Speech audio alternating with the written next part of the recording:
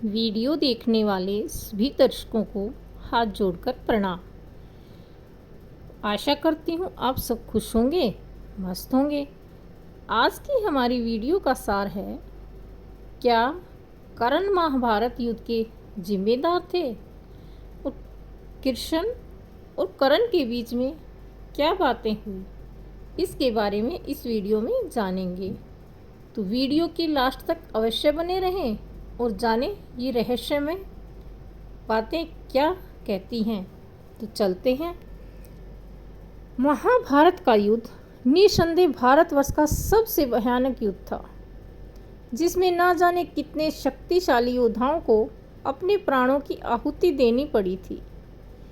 महाभारत का युद्ध जहां एक ओर पांडव अपनी खोई हुई प्रतिष्ठा और अपने राज्य को पाने के लिए लड़ रहे थे, तो वहीं दूसरी ओर दुर्योधन अपने राज्य को बचाने के लिए लड़ रहा था। भीष्म अपने राज्य को चारों तरफ से सुरक्षित देखने को और द्रोणाचार्य दुर्योधन के प्रति अपनी निष्ठा और ईमानदारी का प्रणाम देते हुए युद्ध कर रहे थे। परंतु इन योद्धाओं के बीच एक योद्धा ऐसा भी था जो महाभारत के उस युद्ध में अकेला खड़ा निस्वार्थ युद्ध कर रहा था, और वह योद्धा कोई और नहीं बल्कि सूर्यपुत्र कर्ण था। महाभारत युद्ध का 70वां दिन जब अर्जुन और कर्ण के बीच भयंकर युद्ध चल रहा था, तभी अचानक कर्ण के रथ का पहिया भूमि में धंस जाता है। यह देखकर कर्ण अर्जुन से कहता है कि हे अर्जुन, मेरे रथ का पहिया भूमि में धंस गया है, मैं उसे निकालने के लिए नीचे उतर रहा हूँ, इसलिए अपने बाणों को रोको। यह कहकर कर्ण भूमि में धंसे पहिए को निकालने का प्रयास करने लगता है। तभी मौका पाकर कर्ण को निहत्था देखकर अर्जुन पाशुपता शस्त्र अस्त्र का आह्वान करता है और भूमि में धंसे रथ के पहिए को निकाल रहे निहत्थे कर्ण पर चला देता है।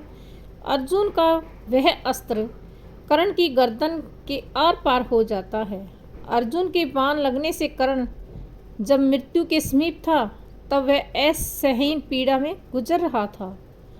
उस समय कर्ण के मन में हजारों सवाल थे, जिसका जवाब वह कृष्ण से चाहता था। इसलिए कर्ण ने कृष्ण को अपने पास आने का निवेदन किया। भगवान कृष्ण कर्ण के निवेदन पर उसके पास गए। कृष्ण को समीप देख कर्ण ने प्रश्न किया कि हे वासुदेव, आज मेरा अर्जुन के साथ निर्णायक युद्ध था। आज जिस विद्या की मुझे सर्वाधिक ज़रूरत थी, उसी समय मुझे उस विद्या का विस्मरण हो गया। जिस विद्या को प्राप्त करने के लिए मैंने अथक श्रम किया था, ऐसा मेरे साथ क्यों हुआ? वासुदेव भगवान श्री कृष्ण ने कहा, मेरे सखा, विद्या प्राप्त करने का प्रयत्न आपने क्यों किया था?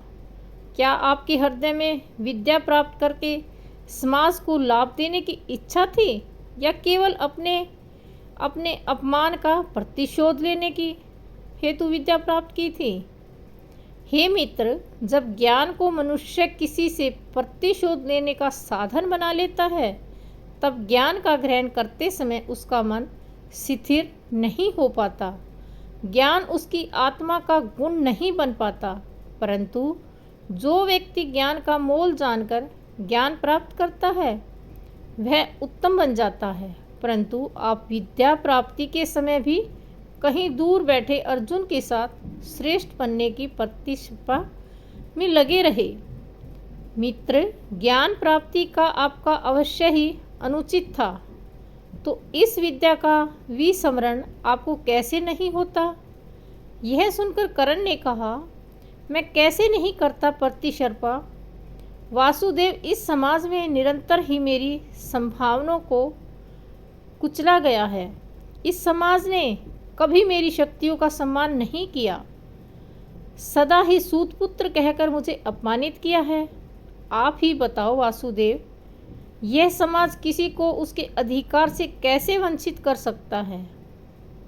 इस पर श्री कृष्ण ने कहा, हाँ मित्र, निश्चय ही यह एक और घोर अपराध है। जाति पर पाति का भेद करना, किसी मनुष्य को अपने अधिकार से, अवसर से, संपत्ति से या सम्मान से वंचित रखना मानवता के विरुद्ध है। कर्ण ने कहा, हे वासुदेव, यदि मैंने प्रतिशर्पा की, यदि बलपूर्वक अपना अधिकार प्राप्त करने का प्रयास किया, यदि मेरे मन में असंतोष जन्मा, तो इसमें मेरा क्या दोष था? कर्ण के इस सवाल पर श्री कृष्ण ने कहा कि हे मित्र, आपके पास संभावना थी, सामर्थ्य था, शक्ति थी और समाज द्वारा दी गई उस पीड़ा का अनुभव भी था। अगर आप अपना जीवन अन्य शोषित और पीड़ित लोगों को समर्पित कर देते तो ना जाने कितने जीवन सुख से भर जाते, परंतु आपने अपना जीवन समर्पित किया उस दुष्ट दुर्योधन को, जिसके पक्ष में केवल अधर्म था। हे मित्र, देखिए, अपने आप को आप दुर्योधन जैसे अधर्मी के पक्ष में खड़े रहे। आप द्रौपदी के वस्त्रहरण जैसे पाप के भागी बने। आपने अपने ही भाइयों के दो पुत्रों की हत्या की और आज आप अपने ही अनुज के हाथों मरने के लिए सज खड़े थे। कर्ण ने कहा, आप सत्य कह रहे हैं वासुदेव, किंतु मैं दुर्योधन के उपकारों का विस्मरण नहीं कर सकता। कृष्ण ने कहा, कौन सा उपकार? अंगराज, क्या दुर्योधन ने आपसे मित्रता के पक्षपात हस्तिनापुर के सूतों और समाज के कुचले मनुष्य को विद्या का अधिकार दिया? नहीं ना। राधे, उसने अपने स्वार्थ के लिए आपसे मित्रता की थी। आपके हृदय में अर्जुन के प्रति जो प्रतिशोध थी, उसके कारण ही दुर्योधन ने आपसे मित्रता की थी। भगवान श्री कृष्ण ने क्रोध भरे स्वर में आगे कहा कि हे मित्र, एक सत्य जान लीजिए, कुरुक्षेत्र में आज जो विनाश हो रहा है उसका कारण ना तो दुर्योधन है और ना ही शुकनी। यह पाप 3 योद्धाओं पर है, गंगा पुत्र भीष्म, गुरु द्रोणाचार्य और आप।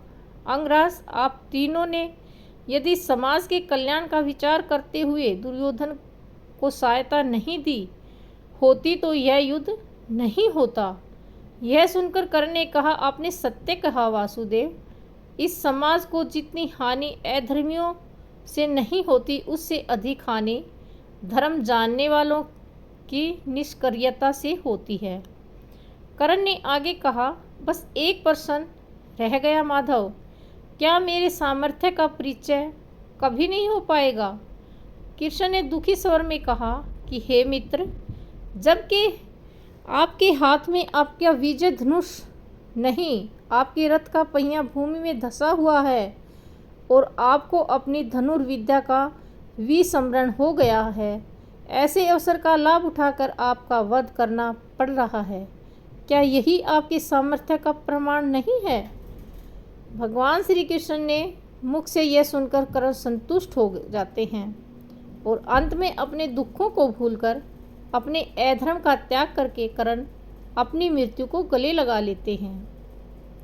तो यह थी कर्ण की मृत्यु से पहले कृष्ण और कर्ण के बीच का आखिरी संवाद। उम्मीद करती हूँ आज आपको वीडियो पसंद आई होगी, और वीडियो पसंद आए तो वीडियो को लाइक शेयर करना ना भूलें।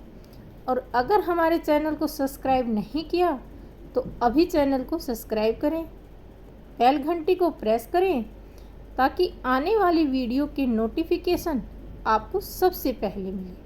हमारे चैनल पर धार्मिक कहानियाँ, रहस्यमयी कहानियाँ, कथाएं, सभी चीज़ें एक साथ मिलती हैं। तो आज बस इतना ही। कल फिर किसी एक रहस्यमय कहानी के साथ आपके साथ फिर से मुलाकात करेंगे। तब तक के लिए हमें आज्ञा दीजिए। नमस्कार।